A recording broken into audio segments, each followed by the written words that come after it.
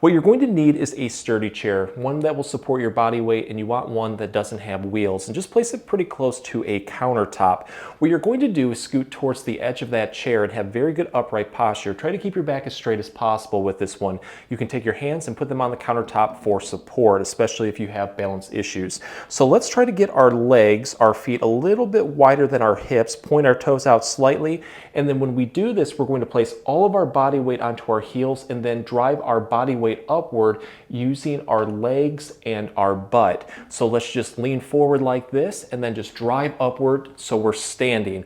Once we're standing, we're now going to slowly go in reverse, squat by bending our knees and taking our butt back towards the chair. But do that slowly, because the slower that you go down, the more it's going to force your leg muscles to have to work.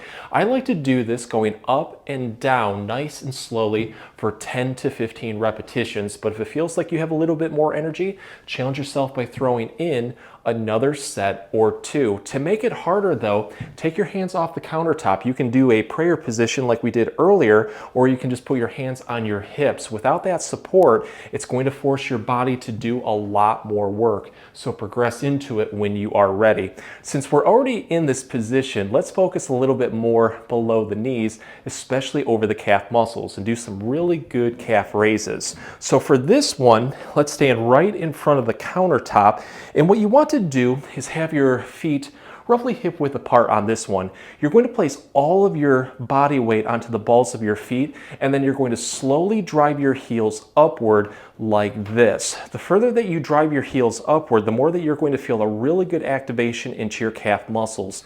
Focus on feeling that and then holding that for a couple seconds, and then what you're going to do is now slowly lower your heels downward towards the floor. So we're going to resist going up, but also down to target the muscles a little bit differently. I like to do this about 15 times in both directions, but again, if it feels like you have a little bit more energy, challenge yourself by throwing in another set or two. So to take a calf raise to the next level, you can do what is called an eccentric calf raiser. It's pretty similar, but instead of going straight up like this, what you want to do is lean your body a little bit towards one side. So go a little bit more towards the right.